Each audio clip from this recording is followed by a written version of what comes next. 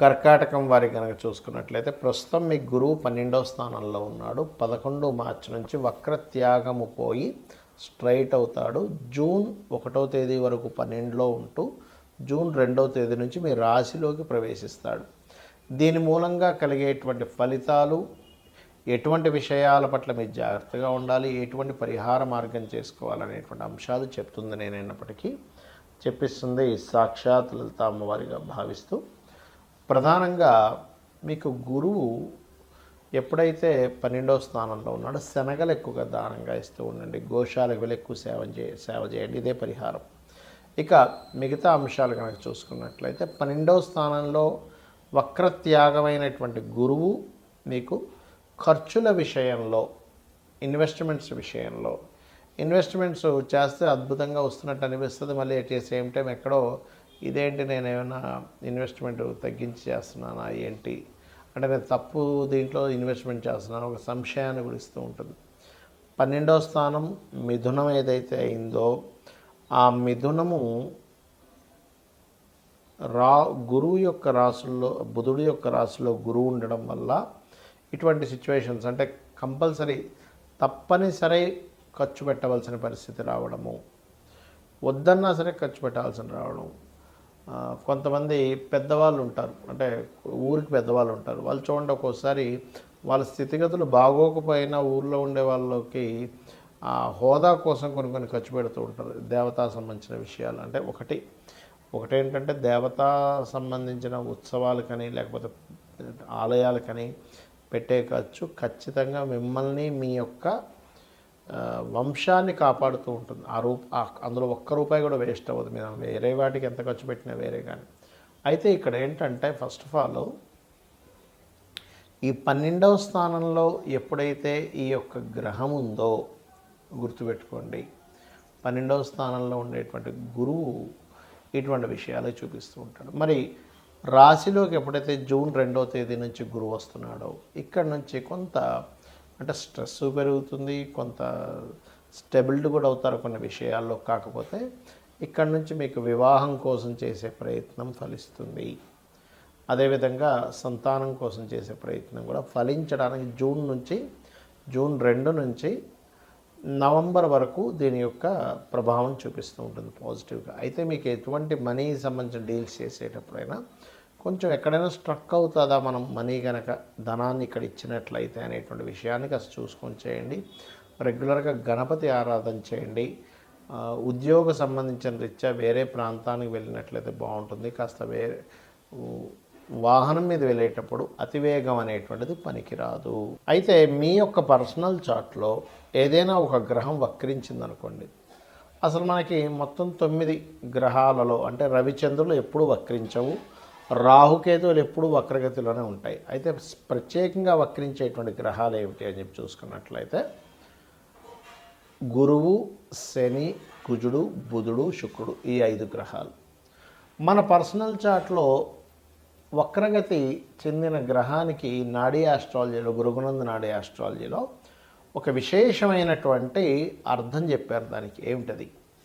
గురువు వక్రించాడు ఉదాహరణకి అంటే జీవుడు తను ఉన్న ప్రదేశం నుంచి మారుతాడు ఒకటి. రెండవది తను ఏ రాశిలో ఉండి వక్రించి ఏ రాశి వైపు వెళ్తున్నాడో దాన్ని బట్టి కూడా రిజల్ట్ ఉంటుంది. ఏ గ్రహాన్ని వదిలిపెట్టి ఇంకే గ్రహంలోకి వెళ్తున్నాడు అనే దాన్ని బట్టి కూడా రిజల్ట్ ఉంటుంది. అక్కడ ఒక శుభగ్రహం ఉండి వదిలిపెట్టి పాపగ్రహం వైపు వెళ్తే ఇతను ఉన్న ప్రదేశం మారడం వల్ల లేకపోతే కొన్ని వదిలేయడం వల్ల చాలా ఇబ్బంది పడతాడని అర్థం.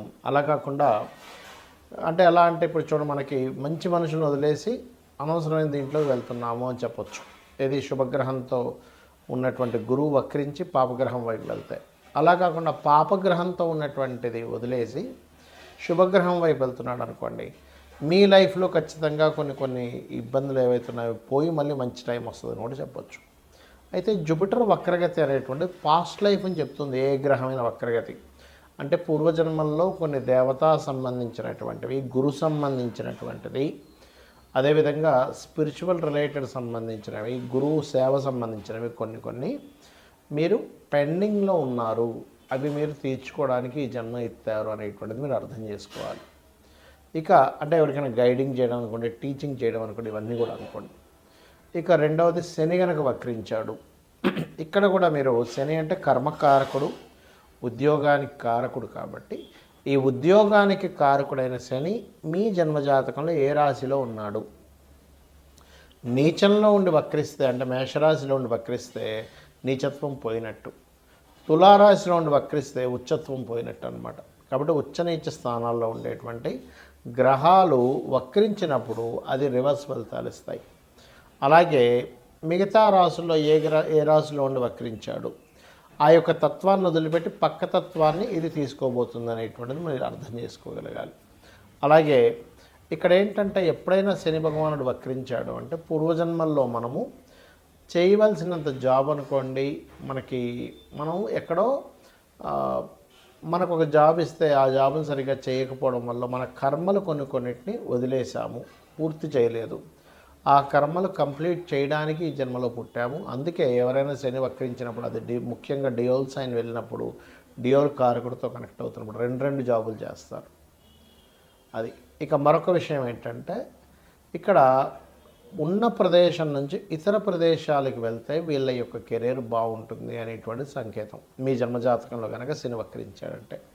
ఇక కుజుడు వక్రించాడు, అది ఉండే కండిషన్ బట్టి అంటే ఇప్పుడు కుజుడు కనుక వక్రించి మంచి స్థానం వైపు వెళ్తూ ఉంటే భూముల వల్ల కలిసి రావడము, కుజుడు కనుక వక్రించి ఏ కేతు గ్రహంతో లేకపోతే కొన్ని పాపగ్రహాలతో కలిస్తే భూముల వల్ల ఇబ్బంది రావడము, అదేవిధంగా అన్నదమ్ముల వల్ల ఇబ్బంది రావడము, మనిషి యొక్క మనకి వెన్నుముక్క అంటారు, వెన్నుముక్కకు సంబంధించిన బ్లడ్ సంబంధించిన జీవిత భాగస్వామిలో ముఖ్యంగా స్త్రీలకి భర్త సంబంధించినటువంటి విషయాల్లో ఉంటుంది. అదేవిధంగా మరొక విషయం ఏంటంటే పరాక్రమకారకుడు కాబట్టి ఏ స్థానంలో ఉండి వక్రించాడని చూడాలి. 4లో ఉండి వక్రిస్తే 3లోకి వస్తున్నాడు కాబట్టి పరాక్రమం ఉంటుంది. అంటే ఇక్కడ ఏంటంటే అది ఎన్ని డిగ్రీల్లో ఉండి వక్రించింది, ఏ నక్షత్రంలో ఉండి వక్రించింది, ఏ రాశిలో ఉంది వక్రించింది, వక్రించిన తర్వాత ఏ గ్రహాలు అనేది కనెక్ట్ అవుతుంది అనేది ముఖ్యంగా చూడాలి వక్రించిన గ్రహం మూలంగా. అలాగే బుధుడు శుక్రుడు. బుధుడు వక్రించాలంటే దాని అర్థం ఏమిటంటే నాలెడ్జ్ షేర్ చేయడానికి పుట్టావు నీవు ఎంత నాలెడ్జ్ని షేర్ చేస్తూ ఉంటే లైఫ్లో అంత ఎదుగుతూ ఉంటావని దీని యొక్క అర్థం. అదేవిధంగా పూర్వజన్మల్లో కొన్ని రిలేషన్స్ పోగొట్టుకొని మరలా ఆ రిలేషన్స్ కనెక్టివిటీ కోసం ఈ జన్మ ఎత్తడం జరుగుతుంది. బికాజ్ ఆఫ్ బుధుడు ఈజ్ రిలేషన్స్ కారకుడు, ఇది ప్రధానంగా గుర్తుపెట్టుకోవాలి. ఇక శుక్రగ్రహం ఎప్పుడైనా సరే గుర్తుపెట్టుకోండి, శుక్రుడు భార్యాకారకుడు, ధనకారకుడు కాబట్టి ధనము ఉన్న ప్రదేశం నుంచి ఇతర ప్రదేశాలకు వెళ్ళడం వల్ల వస్తుందని చెప్పొచ్చు. లేదా ఇతర ప్రదేశాలకి వెళ్ళినప్పుడు కొంతమందికి ఇబ్బంది జరుగుతుంది. ఎప్పుడంటే పక్క రాశుల్లో కనుక అది వక్రించిన రాశి అంటే ఉదాహరణకి మేషంలో వక్రించాడు, మీనంలోకి వెళ్తున్నాడు, ఉచ్చస్థానం వైపు వెళ్తున్నాడు. అలా కాకుండా మీనంలో ఉచ్చస్థానంలో వక్రించాడు, ఉచ్చస్థానం పోగొట్టుకుంటుంది. అదేవిధంగా ఏ రాశిలో అయినా శుక్రుడు వక్రించినప్పుడు ఆ వెనక రాశిలో ఉండే ప్లానెట్ ఏమిటి, ఆ వెనక రాశిలో ఉండే ప్లానెట్ యొక్క స్థితి ఎలా ఉంది కూడా చూసుకోవాలి. ఇక మీరు ఈ గ్రహాలు వక్రించినప్పుడు దానికి సంబంధించిన అంటే కొంతమందికి స్త్రీలతో ఇప్పుడు శుక్రుడు అనుకోండి, స్త్రీలకు చేయాల్సినవి కొన్ని బ్యాలెన్స్ ఉండిపోయాయి. అంటే చెల్లి అనుకోండి, భార్య అనుకోండి. అదేవిధంగా అందుకే కొంతమంది సప్తమంలో కనుక ఇతను శుక్రుడు వక్రిస్తే జీవిత భాగస్వామి దూరంగా వెళ్ళడం, జీవిత భాగస్వామితో ఏదో కారణం చేత దూరంగా ఉండడం కూడా జరుగుతుండదు లగ్న సప్తమాల్లో వక్రించినప్పుడు. ఇక ఇవన్నీ ఒక ఎత్తు అయితే మీ పర్సనల్ చార్ట్లో మనం గోచార ఫలితాలు ఎలా అయితే చెప్పుకుంటున్నాం, పర్సనల్ చార్ట్లో ఉండేటువంటి లగ్నం నుంచి 12 భావాధిపతులు ఎలా ఉన్నాయో చూసుకోవాలి. అంతేగాని ఎల్నాటి శని వల్లే నాకు ఇబ్బంది వస్తుంది, కాలసర్ప దోషం వల్ల ఇలా వస్తుందని అనుకోవడం కాదు. ఇవి చూసుకుంటూ మీకు సరే మీ జాతకం తెలియదు రెగ్యులర్గా రోజు లలితా సహస్రనామాల యొక్క శ్రవణం కానీ పఠనం కానీ చేయండి, ఖచ్చితంగా మీకు బాగుంటుంది. శ్రీమాత్రే నమః.